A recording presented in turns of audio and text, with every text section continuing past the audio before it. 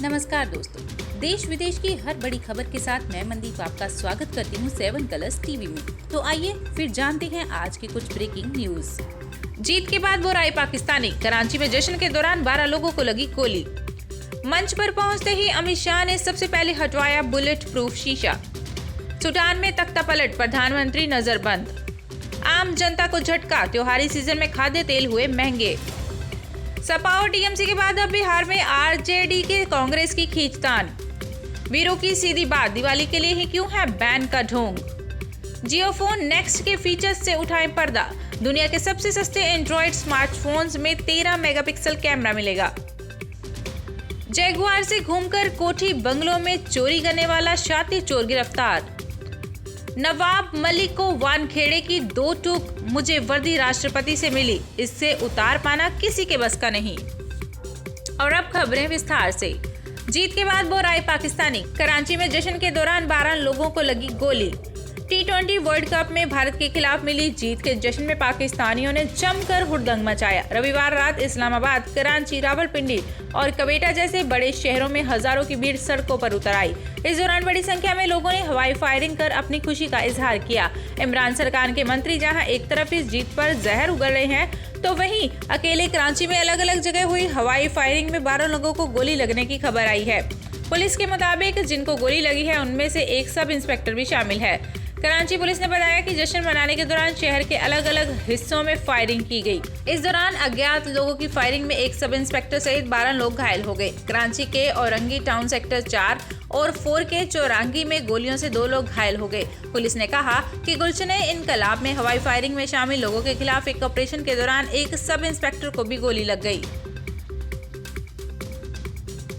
मंच पर पहुंचते ही अमित शाह ने सबसे पहले हटवाया बुलेट प्रूफ शीशा। अमित शाह ने कहा, फारूक साहब ने भारत सरकार को पाकिस्तान से बात करने की सलाह दी। मैं घाटी के युवाओं से बात करना चाहता हूं। मैंने घाटी के युवाओं के सामने दोस्ती का हाथ बढ़ाया है। घाटी, जम्मू और नए बने लद्दाख का विकास पाकीज़ा मकसद से उठाया गया कदम है। उन्होंने कहा कि बहुत लोगों ने सवाल उठाए कि धारा 370 हटने के बाद घाटी के लोगों की जमीन छीन ली जाएगी। ये लोग विकास को बांध कर रखना चाहते हैं, अपनी सत्ता को बचा कर रखना चाहते हैं। 70 साल से जो भ्रष्टाचार किया है उसको चालू रखना चाहते हैं। गृह मंत्री ने कहा कि ये लोग कहते थे कि दहशत गर्दों के खिलाफ आवाज नहीं उठाई। इन लोगों ने घाटी का पर्यटन समाप्त कर दिया था। मार्च 2020 से मार्च 2021 के बीच में देश और विदेश के 1,31,000 पर्यटक जम्मू कश्मीर में आए थे, जो देश के आजाद होने के बाद सबसे बड़ा आंकड़ा है। अमित शाह ने कहा, बहुत आशा जगी है कि जम्मू कश्मीर में हमेशा के लिए शांति हो सकती है। मैं कश्मीर के युवा से भी अपील करता हूं कि जिन्होंने अपने हाथ में हथियार और पत्थर थमाए थे, उन्होंने क्या भला किया। ये लोग पाकिस्तान की बात करते हैं। पाक के कब्जे वाला कश्मीर पास ही है। उनसे पूछिए कि गांव में बिजली आई है, अस्पताल है क्या, मेडिकल कॉलेज है क्या, पीने का पानी आता है क्या, बहनों के लिए शौचालय बनाया है। तुलना तो कर दीजिए, कुछ नहीं हुआ। सूडान में तख्ता पलट, प्रधानमंत्री नजरबंद। सूडान के सैन्य बलों ने देश के प्रधानमंत्री अब्दुल्ला हमदोक को नजरबंद कर दिया है। देश का नेतृत्व करने वाले कई अन्य सदस्यों को भी शामिल कर लिया गया है। इससे तख्ता पलट के रूप में देखा जा रहा है। सूडान के सूचना मंत्रालय ने बताया कि देश के अंतरिम प्रधानमंत्री नजरबंद है और उन्हें सैन्य तख्ता पलट के समर्थन में संदेश जारी करने के लिए मजबूर किया जा रहा है। पूर्व निरंकुश शासन उमर अल बख्शीश को सत्ता से हटाए जाने के बाद 2 साल से अधिक समय से जारी लोकतांत्रिक सरकार बनाने के प्रयासों के बीच ये खबर सामने आई है। इससे पहले अमेरिका ने हालिया घटनाक्रम पर चिंता जाहिर की थी। आम जनता को झटका, त्योहारी सीजन में खाद्य तेल हुए महंगे। त्योहारी सीजन के बीच आम जनता को एक बार फिर तगड़ा झटका लगा है। खाद्य तेल की कीमतों में फिर आग लग गई है। त्योहार में तेल की मांग बढ़ने और तिलहन की कमी के कारण बाजार में सरसों, मूंगफली, सोयाबीन और कच्चा पाम ऑयल समेत लगभग सभी तेल तिलहन के भाव बढ़ गए हैं। हाल ही में हुए बरसात से तिलहन फसलों को हुए नुकसान के कारण भी खाद्य तेल की कीमतों में बढ़ोतरी हुई है। रिपोर्ट के अनुसार देश में अभी सरसों का 10-12 लाख टन का स्टॉक रह गया है, जो ज्यादातर किसानों के पास ही है। दूसरी तरफ त्योहारी मांग लगातार बढ़ रही है और दिवाली के बाद सरसों की मांग में तेज बढ़ोतरी होगी। ऐसे में सलोनी शमशाबाद से सरसों के भाव पिछले हफ्ते के अंत में 8,900 रुपए से बढ़कर 9200 रुपए क्विंटल कर दिए गए हैं। सपा और टीएमसी के बाद अब बिहार में आरजेडी से कांग्रेस की खींचतान। हाल ही में कांग्रेस और आरजेडी के रिश्ते में आई कड़वाहट के बाद गठबंधन को लेकर कांग्रेस के रवैये पर सवाल खड़े हो गए हैं।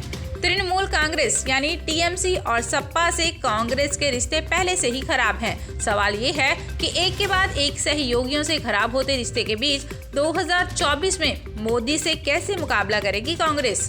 राष्ट्रीय सतह पर 2024 में मोदी का मुकाबला करने के लिए राहुल गांधी कभी विपक्षी नेताओं को ब्रेकफास्ट पर बुलाते हैं तो कभी संसद में बैठक करते हैं, लेकिन एक के बाद एक सहयोगियों से रिश्ता लगातार खराब हो रहा है। सपा और टीएमसी के बाद अब बिहार में आरजेडी कांग्रेस में ठन गई है। कांग्रेस और आरजेडी उपचुनाव में एक दूसरे के खिलाफ खड़े हैं। दोनों दलों के नेता एक दूसरे पर बयान की बौछार कर रहे हैं। भक्त चरण दास ने जब सीटों का समझौता ना हो पाने पर तेजस्वी पर बीजेपी से मिले होने का आरोप लगा दिया तो दिल में लाए लालू ने खुद मोर्चा संभाल लिया। भक्त चरण दास को बकचोहर तक कह दिया। बेटे पर हमला हुआ तो लालू का गुस्सा 7वें आसमान पर पहुंच गया। वीरों की सीधी बात, दिवाली के लिए ही क्यों है बैन का ढोंग। T20 वर्ल्ड कप में पाकिस्तान की भारत पर पहली जीत के बाद दिल्ली समेत कुछ भारतीय इलाकों में भी पटाखे फोड़कर खुशियां मनाई गई, लेकिन इससे लेकर टीम इंडिया के पूर्व विस्फोटक ओपनिंग बैट्समैन वीरेंद्र सहवाग का गुस्सा भी बम सरीखा फूटा। सोशल मीडिया पर सीधी बात, नो बकवास कैंपेन चलाने वाले वीरू ने ट्वीट कर इन पटाखों की तुलना दिवाली पर लगे बैन से की। वीरू ने सवाल किया कि सिर्फ दिवाली फेस्टिवल को लेकर ही इतना ढोंग क्यों किया जाता है। पूछा, फिर दिवाली पर भी पटाखे चलाने को क्या हर्ज है। दिवाली के दौरान पटाखों पर प्रतिबंध है, लेकिन कल भारत के कुछ हिस्सों में पाकिस्तान की जीत का जश्न मनाने के लिए पटाखे फोड़े गए। अच्छा, वे क्रिकेट की जीत का जश्न मना रहे होंगे तो दिवाली पर पटाखे चलाने में क्या नुकसान है। ढोंग क्यों, सारा ज्ञान तभी क्यों याद आता है। जियो फोन नेक्स्ट के फीचर्स से उठा पर्दा। दुनिया के सबसे सस्ते एंड्रॉइड स्मार्टफोन्स में 13 मेगापिक्सल कैमरा मिलेगा। दुनिया का सबसे सस्ता एंड्रॉइड स्मार्टफोन जियो फोन नेक्स्ट जल्द ही लॉन्च होने वाला है। कंपनी ने कहा कि इसे दिवाली से पहले लॉन्च किया जाएगा। ऐसे में कंपनी ने इस फोन से जुड़े वीडियोस और फीचर्स शेयर किए हैं। वीडियो में फोन की मेकिंग के बारे में बताया गया है। इस फोन को भारत में ही तैयार किया जा रहा है। भले ही अभी इसकी कीमत सामने नहीं आई है, लेकिन सबसे सस्ते एंड्रॉइड स्मार्टफोन की वजह से इसकी चर्चा दुनिया भर में होने लगी है। कंपनी का कहना है कि Jio phone next made in India, made for India और मेड बाय इंडियंस है। ये स्मार्टफोन देश के हर नागरिक को डिजिटल टेक्नोलॉजी से जुड़ने का एक समान मौका देगा। इस फोन से देश के लाखों भारतीयों का जीवन बदलने वाला है। 5 साल के दौरान जियो देश की सबसे बड़ी टेलीकॉम कंपनी बन गई है। जियो नेटवर्क से 43 करोड़ से ज्यादा यूजर्स जुड़ चुके हैं। इस फोन की प्रगति ओएस मिलेगा जो एंड्रॉइड पावर का होगा। ये एक बेहतरीन ऑपरेटिंग सिस्टम है जिसे खास तौर से भारत के लिए तैयार किया गया है। फोन को जियो या गूगल दोनों ने मिलकर तैयार किया है। फोन के ओएस की प्रगति नाम इसलिए दिया गया क्योंकि फोन देश में प्रगति लाना चाहता है। कम कीमत के बाद भी इससे यूजर्स को बेहतर एक्सपीरियंस मिलेगा। जियो फोन नेक्स्ट का प्रोसेसर क्वालकॉम ने तैयार किया है। जैगुआर से घूमकर कोठी बंगलों में चोरी करने वाला शातिर चोर गिरफ्तार। गाजियाबाद की थाना कुईनगर पुलिस ने जैगुआर से घूमकर आलीशान कोठी बंगलों में चोरी करने वाले अंतर्राज्यीय गैंग के सरगना इरफान उर्फ उजाले गिरफ्तार किया है। इस पर विभिन्न राज्यों में 2 दर्जन से अधिक मुकदमे दर्ज हैं। पुलिस ने इसके कब्जे से चोरी किए करोड़ों रुपए कीमत के आभूषण बरामद किए हैं। बिहार के सीतामढ़ी के रहने वाले इस शातिर चोर की तलाश 12 राज्यों की पुलिस कर रही थी। गाजियाबाद पुलिस ने आरोपी के पास से करीब 2.5 करोड़ रुपए कीमत का चोरी का माल बरामद किया है। इरफान की पत्नी और एक प्रेमिका समेत 11 साथियों को पुलिस पहले ही गिरफ्तार कर चुकी है। राज्य मंत्री अतुल गर्ग के पड़ोस में रहने वाला एक कारोबारी घर में चोरी के मामले में जमानत कराने के लिए इरफान गाजियाबाद आया था। इसकी भनक लगने पर पुलिस ने उसे आरडीसी के पास से गिरफ्तार कर लिया। पुलिस अधीक्षक नगर निपुण अग्रवाल ने बताया कि इरफान की पत्नी गुलशन परवीन जमानत पर रिहा होने के बाद बिहार में हो रहे जिला पंचायत के चुनाव में प्रत्याशी है। इस चुनाव के लिए सोमवार को ही मतदान होना है। इस चुनाव में जीत हासिल करने के लिए आरोपी इरफान ने दोनों हाथों से रुपए खर्च किए हैं। नवाब मलिक के वानखेड़े की दो टूक, मुझे वर्दी राष्ट्रपति से मिली, इसे उतार पाना किसी के बस का नहीं। नारकोटिक्स कंट्रोल ब्यूरो यानी एनसीबी के जोनल डायरेक्टर समीर वानखेड़े इन दिनों चर्चा में है। क्रूज ड्रग्स केस में आर्यन खान को सलाखों के पीछे जाने के बाद कई लोग वानखेड़े की तारीफ कर रहे हैं, तो वहीं एनसीबी नेता नवाब मलिक सहित कुछ लोग उन पर सवाल भी उठा रहे हैं। महाराष्ट्र सरकार में अल्पसंख्यक मंत्री नवाब मलिक यहां तक कह रहे हैं कि 1 साल के अंदर वानखेड़े की नौकरी चली जाएगी। इसके बाद मलिक वानखेड़े को जेल में डाले बिना ही चैन नहीं लेने देंगे। समीर वानखेड़े ने अपने ऊपर लगे सारे आरोपों का जवाब दिया। उन्होंने कहा कि उन्हें वर्दी राष्ट्रपति से मिली है। अगर उसे उतारना किसी के बस की बात है तो मैं उन्हें बधाई देता हूँ। मैं इसका विरोध करता हूँ।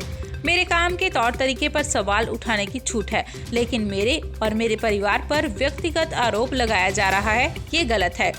मैं अपने करियर में इस तरह की चीजें पहली बार देख रहा हूँ। मैंने उनके रिश्तेदार पर कार्रवाई की, उसकी खनस निकालने के बाद मेरे परिवार पर व्यक्तिगत आरोप लगाए जा रहे हैं, ये नहीं चलेगा। और ताज़ा तरीन खबरों के लिए जुड़े रहें मनदीप के साथ 7 कलर्स टीवी में। नमस्कार दोस्तों, आप देख रहे हैं 7 कलर्स टीवी। हमारे चैनल के साथ जुड़े रहने के लिए सब्सक्राइब करना मत भूलिएगा। लाइक, शेयर और कमेंट जरूर कीजिएगा।